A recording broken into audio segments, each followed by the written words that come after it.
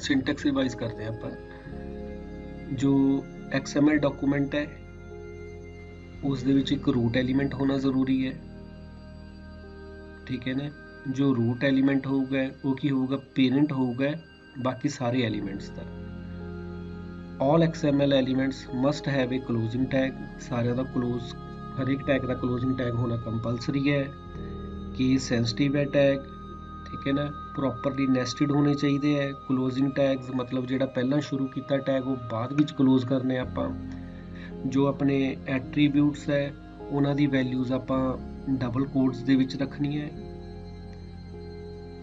ਤੇ ਜੋ ਉਹਨਾਂ ਦੇ ਆਪਣੇ ਨੇਮਿੰਗ ਕਨਵੈਨਸ਼ਨਸ ਅਗਰ ਆਪਾਂ ਦੇਖੀਏ, ਜਦੋਂ ਆਪਾਂ XML ਦੇ ਐਲੀਮੈਂਟਸ ਕ੍ਰੀਏਟ ਕਰਨੇ ਆ, ਮਤਲਬ ਟੈਗਸ ਕ੍ਰੀਏਟ ਕਰਨੇ ਆ, ਜੋ ਨੇਮਸ ਹੈ ਉਹ ਵੀ ਕੀ ਹੋਣਗੇ, ਕੇਸ ਸੈਂਸਿਟਿਵ ਹੋਣਗੇ। ਸਟਾਰਟ ਹਮੇਸ਼ਾ ਕਿਸ ਤੋਂ ਕਰਨਾ, ਆਪਾਂ ਲੈਟਰ ਤੋਂ ਕਰਨਾ ਹੈ ਜਾਂ ਆਪਾਂ ਅੰਡਰਸਕੋਰ ਤੋਂ ਕਰ ਸਕਦੇ ਹਾਂ। ਜੋ ਆਪਣੇ ਨੇਮਸ ਹੈ, ਐਲੀਮੈਂਟਸ ਦੇ ਨਾਮ ਹੈ, ਉਹ ਬੇਸਿਕਲੀ ਇਸ ਦੇ ਵਿੱਚ ਕੋਈ ਆਪਾਂ ਕਹੀਏ ਕੀਵਰਡਸ ਨਹੀਂ ਹੈ, ਬਟ ਫਿਰ ਵੀ ਆਪਾਂ XML ਨਹੀਂ ਯੂਜ਼ ਕਰਾਂਗੇ, ਠੀਕ ਹੈ ਨਾ। ਜੋ XML ਵਰਡ ਤੋਂ ਨਹੀਂ ਸਟਾਰਟ ਹੋਣਾ ਚਾਹੀਦਾ XML, ਠੀਕ ਹੈ। ਬਾਕੀ ਇਸ ਦੇ ਵਿੱਚ ਐਸਾ ਕੋਈ ਕੀਵਰਡਸ ਨਹੀਂ ਹੈ, ਇੰਸਟੈਡ ਆਪਾਂ ਕਹੀਏ XML ਤੋਂ ਸਿਵਾਏ। ਬਾਕੀ ਕਿਸੇ ਵੀ ਨੇਮ ਦਾ ਹੋ ਸਕਦਾ ਹੈ।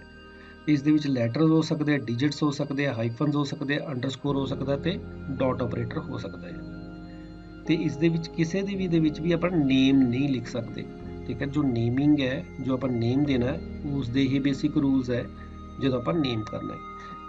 ਤੇ ਜਿਹੜਾ ਆਪਣੀ ਫਸਟ ਰੋ ਹੋਊਗੀ, ਫਸਟ ਲਾਈਨ ਹੋਊਗੀ, ਉਹ ਆਪਣੀ ਕੀ ਹੋਣੀ ਚਾਹੀਦੀ ਹੈ, ਇਹ XML, ਮਤਲਬ ਇਹ ਡਾਕੂਮੈਂਟ XML ਟਾਈਪ ਦਾ ਹੈ। ਵਰਜ਼ਨ ਕੀ ਹੈ, ਉਸਦੀ ਐਨਕੋਡਿੰਗ ਕੀ ਹੈ, ਬਟ ਇਹ ਲਾਈਨ ਕੀ ਹੈ, ਆਪਸ਼ਨਲ ਹੈ, ਬਟ ਆਪਾਂ ਅਗਰ ਲਿਖੀਏ ਤਾਂ ਜ਼ਿਆਦਾ ਵਧੀਆ ਚੀਜ਼ ਹੈ, ਠੀਕ ਹੈ ਨਹੀਂ, ਲਿਖਣਾ ਚਾਹੀਦਾ।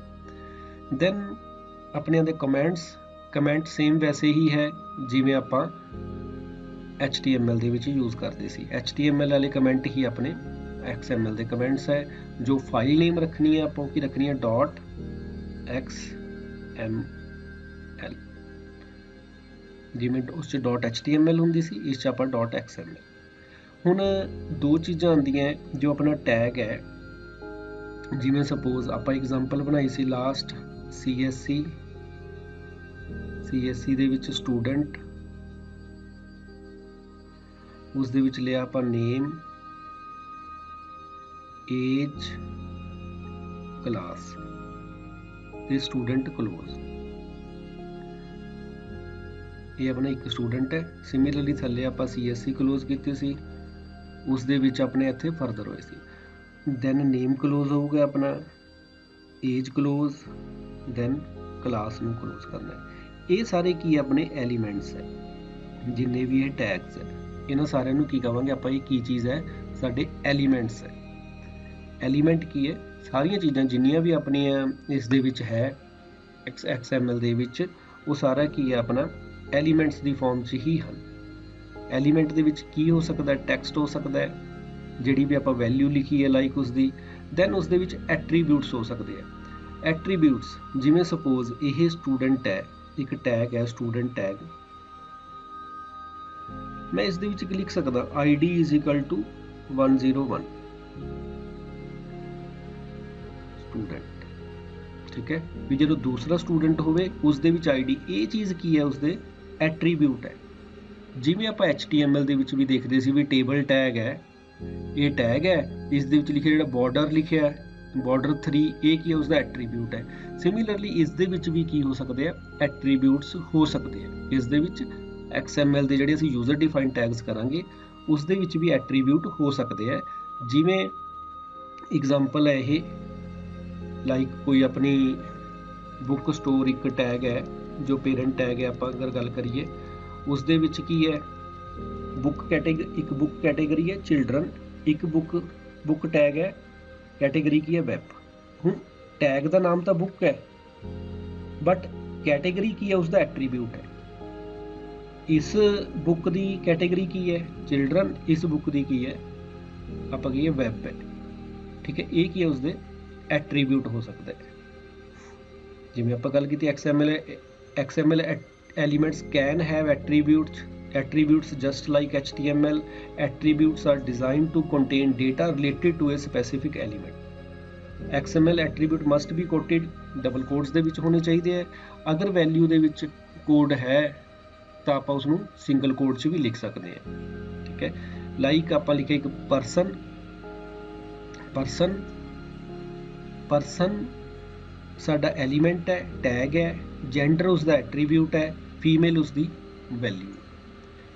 ਐਲੀਮੈਂਟ ਤੇ ਐਟਰੀਬਿਊਟ 'ਚ ਡਿਫਰੈਂਸ ਕੀ ਹੈ? ਜਿਵੇਂ ਹੀ ਇੱਕ ਐਗਜ਼ਾਮਪਲ ਬਣੀ ਹੋਈ ਹੈ ਆਪਣੀ ਪਰਸਨ, ਇਸ ਦੇ ਵਿੱਚ person gender is equal to female, first name Ana, last name Smith. ਇਸ ਦੇ ਵਿੱਚ ਇਹ ਜੈਂਡਰ ਕੀ ਹੈ? ਐਟਰੀਬਿਊਟ ਹੈ। ਬਟ ਕੀ ਇਸ ਨੂੰ ਮੈਂ ਇੰਝ ਵੀ ਲਿਖ ਸਕਦਾ person gender female, first name this, last name this? Yes. But ਇੱਥੇ ਫੀਮੇਲ ਕੀ ਹੈ? ਐਜ਼ ਏ ਆਪਾਂ ਕੀ ਕਹਿ ਰਹੇ ਹਾਂ, ਇੱਥੇ ਫੀਮੇਲ ਜੋ ਹੈ ਇਹ ਵੈਲਿਊ ਹੈ ਕਿਸ ਦੀ? ਐਲੀਮੈਂਟ ਦੀ। ਇਸ ਜਗ੍ਹਾ ਫੀਮੇਲ ਕਿਸ ਦੀ ਵੈਲਿਊ ਹੈ? ਐਟਰੀਬਿਊਟ ਦੀ। ਇਸ ਜਗ੍ਹਾ ਜੋ ਹੈ ਉਹ ਕਿਸ ਦੀ ਵੈਲਿਊ ਹੈ? ਐਲੀਮੈਂਟਸ ਦੀ। ਇਹ ਜੈਂਡਰ ਐਟਰੀਬਿਊਟ ਹੈ, ਇਹ ਜੈਂਡਰ ਕੀ ਹੈ? ਸਾਡਾ ਐਲੀਮੈਂਟ ਹੈ। ਆਪਾਂ ਸਿੰਪਲ ਐਗਜ਼ਾਮਪਲ ਬਣਾਉਂਦੇ ਹਾਂ, ਜੋ ਆਪਾਂ ਲਾਸਟ ਟਾਈਮ ਕਰ ਰਹੇ ਸੀ ਉਸ ਨੂੰ ਹੀ ਕੰਟੀਨਿਊ ਕਰਦੇ ਹਾਂ। CSC ਕੀ ਹੈ ਆਪਣਾ? Root, CSC close, student. ਹੁਣ ਸਪੋਜ਼ ਅਗਰ ਆਪਾਂ ਗੱਲ ਕਰੀਏ ਸਾਡੀ ਕਲਾਸ ਦੇ ਵਿੱਚ ਇੱਕ ਜੋ ਆਪਾਂ ਕਲਾਸ ਕਰੀਏ ਕਲਾਸ 1 ਦੇ ਵਿੱਚ 2 ਅਨਿਲ ਨਾਮ ਦੇ ਸਟੂਡੈਂਟ ਹੈ, ਠੀਕ ਹੈ। ਹੁਣ ਕਿਵੇਂ ਆਇਡੈਂਟੀਫਾਈ ਹੋਊਗਾ ਵੀ ਕਿਹੜਾ ਕੀ ਹੈ? ਤਾਂ ਆਪਾਂ ਇੱਥੇ ਉਸਦਾ ID ਵੀ ਮੈਂਸ਼ਨ ਕਰ ਸਕਦੇ ਹਾਂ, ID 1, ਜਿਵੇਂ ਆਪਾਂ ਗੱਲ ਕੀਤੀ 101। ਹੁਣ ਇਹ ID ਕੀ ਹੈ? ਇਹ ID ਕੀ ਹੈ? ਸਾਡਾ ਐਟਰੀਬਿਊਟ ਹੈ ਕਿਸ ਐਲੀਮੈਂਟ ਦਾ? ਸਟੂਡੈਂਟ ਐਲੀਮੈਂਟ ਦਾ। ਜਾਂ ਕਿਸ tag the? Student tag the. 103 ID is equal to 104। Save. ਜਦੋਂ ਪ੍ਰੋਗਰਾਮ ਰਨ ਕਰਾਂਗੇ ਜਾਂ ਦੇਖਾਂਗੇ ਇਹਨੂੰ ਕਲਰ ਡਿਸਪਲੇ ਕਰਾਂਗੇ, ਕੇਵਲ ਆਪਾਂ ਡਿਸਪਲੇ ਹੀ ਕਰਾ ਰਹੇ ਹਾਂ। ਇਹ ਐਕਚੁਅਲ 'ਚ ਆਪਾਂ ਇਸ ਨੂੰ CSS ਦੇ ਨਾਲ ਵੀ ਮਰਜ ਕਰਕੇ ਯੂਜ਼ ਕਰ ਸਕਦੇ ਹਾਂ, ਸੋ ਦੈਟ ਇਹ ਜ਼ਿਆਦਾ ਵਧੀਆ ਦਿਖੇ ਸਾਨੂੰ, ਠੀਕ ਹੈ। ਹੁਣ ਇਹ ਕੀ ਹੈ? Student ID 1 101, student ID 102, 103 and 104। Then ਅਗਰ ਆਪਾਂ ਕਹਿੰਦੇ ਹਾਂ ਵੀ ਅਸੀਂ ID ਨਹੀਂ ਲਿਖਣਾ ਹੈ, ਐਟਰੀਬਿਊਟ ਨਹੀਂ ਲਿਖਣਾ ਹੈ, ਤਾਂ ਆਪਾਂ ਇੱਕ ਨਵਾਂ ਐਲੀਮੈਂਟ ਵੀ ਕ੍ਰੀਏਟ ਕਰ ਸਕਦੇ ਹਾਂ। ਮਤਲਬ ਇਸ ਤਰੀਕੇ ਵੀ ਲਿਖਿਆ ਜਾ ਸਕਦਾ ਹੈ। ID ਦੀ ਜਗ੍ਹਾ ਤੇ ਆਪਾਂ ਉਸ ਨੂੰ ਕੀ ਲਿਖ ਲਈਏ? ਉਸਦਾ ਐਲੀਮੈਂਟ ਕ੍ਰੀਏਟ ਕਰ ਲਈਏ।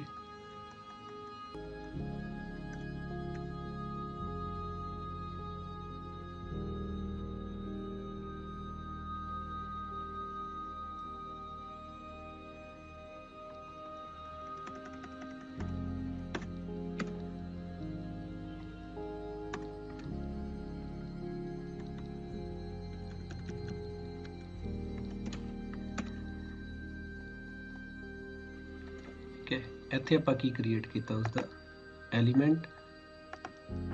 ਜੇ ਬੇਸਿਕ ਆਪਾਂ ਦੇਖੀਏ ਐਟਰੀਬਿਊਟਸ ਤੇ ਐਲੀਮੈਂਟ ਦੇ ਵਿੱਚ ਕੀ ਡਿਫਰੈਂਸ ਹੈ, ਤਾਂ ਆਪਾਂ ਇਹ ਕਹਿ ਸਕਦੇ ਹਾਂ ਵੀ ਜੋ ਐਟਰੀਬਿਊਟਸ ਹੈ ਉਸ ਦੇ ਵਿੱਚ ਮਲਟੀਪਲ ਵੈਲਿਊਜ਼ ਨਹੀਂ ਹੋ ਸਕਦੀਆਂ, ਬਟ ਐਲੀਮੈਂਟਸ ਦੇ ਵਿੱਚ ਆਪਾਂ ਮਲਟੀਪਲ ਵੈਲਿਊਜ਼ ਪਾ ਸਕਦੇ ਹਾਂ। ਤੇ ਜਿਹੜਾ ਐਟਰੀਬਿਊਟਸ ਹੈ ਨੈਸਟਿਡ ਨਹੀਂ ਹੋ ਸਕਦੇ, ਜੋ ਐਲੀਮੈਂਟਸ ਹੈ ਉਹ ਨੈਸਟਿਡ ਹੋ ਸਕਦੇ ਆ। ਜਿਵੇਂ ਆਪਾਂ ਇੱਕ ਐਗਜ਼ਾਮਪਲ ਬਣਾਉਂਦੇ ਆ, ਇੱਕ ਟੈਗ ਲਿਖਦੇ ਆ, ਉਸ ਦੇ ਵਿੱਚ ਦੂਸਰਾ ਟੈਗ ਹੋ ਸਕਦਾ ਹੈ, ਉਹ ਨੈਸਟਿਡ ਹੋ ਸਕਦਾ, ਉਹ ਉਸਦਾ ਟਰੀ ਸਟਰਕਚਰ ਹੋ ਸਕਦਾ ਹੈ। ਬਟ ਜਿਹੜੇ ਆਪਣੇ ਐਟਰੀਬਿਊਟਸ ਹੈ, ਐਟਰੀਬਿਊਟ ਨੂੰ ਆਪਾਂ ਟਰੀ ਨਹੀਂ ਬਣਾ ਸਕਦੇ, ਠੀਕ ਹੈ ਨਾ। ਉਹ ਸਿੰਪਲ ਆਪਣੀ ਸਿੰਗਲ ਵੈਲਿਊ ਹੀ ਹੋਊਗੀ, ਠੀਕ ਹੈ ਨਾ। ਤੇ ਜਿਹੜੇ ਐਟਰੀਬਿਊਟਸ ਹੈ ਉਸਨੂੰ ਐਕਸਪੈਂਡ ਨਹੀਂ ਕੀਤਾ ਜਾਂਦਾ ਈਜ਼ੀਲੀ। ਮਤਲਬ ਐਕਸਪੈਂਡ ਦਾ ਮਤਲਬ ਇਹੀ ਹੈ ਵੀ ਜਿਵੇਂ ਆਪਾਂ ਇੱਥੇ ਵਰਡ ਯੂਜ਼ ਕਰਦੇ ਹਾਂ ਵੀ ਉਹ ਟਰੀ ਟਾਈਪ ਸਟਰਕਚਰ ਹੈ, ਜਾਂ ਜਿਵੇਂ ਇਹ ਹੈ ਆਪਾਂ ਐਕਸਪੈਂਡ ਕਰ ਸਕਦੇ ਹਾਂ ਵੈਲਿਊਜ਼ ਕਿਸ ਦੀਆਂ? ਐਲੀਮੈਂਟਸ ਦੀਆਂ। ਬਟ ਜਿਹੜੇ ਐਟਰੀਬਿਊਟਸ ਹੋਣਗੇ ਉਹਨਾਂ ਦੀਆਂ ਵੈਲਿਊਜ਼ ਆਪਾਂ ਐਕਸਟੈਂਡ ਨਹੀਂ ਕਰ ਸਕਦੇ, ਠੀਕ ਹੈ ਨਾ। ਬਟ CSS ਦੇ ਥਰੂ ਮਾਈਟ ਵੀ ਇਹ ਈਜ਼ੀਲੀ ਜਾਂ ਇਹ ਕੀਤੇ ਜਾ ਸਕਣ, ਠੀਕ ਹੈ ਨਾ। ਇਹ ਉਹਨਾਂ ਦੇ ਵਿੱਚ ਇੱਕ ਬੇਸਿਕ ਡਿਫਰੈਂਸਿਸ ਹੈ ਜਿਹੜੇ ਐਟਰੀਬਿਊਟਸ ਤੇ ਜੇ ਆਪਾਂ ਗੱਲ ਕਰੀਏ ਐਲੀਮੈਂਟਸ ਦੀ। ਜੇ ਕੋਈ ਵੀ ਕਨਫਿਊਜ਼ਨ ਹੈ ਤੁਸੀਂ ਚੈਟ ਦੇ ਵਿੱਚ ਜਾਂ ਕਮੈਂਟ ਦੇ ਵਿੱਚ ਪੁੱਛ ਸਕਦੇ ਆ।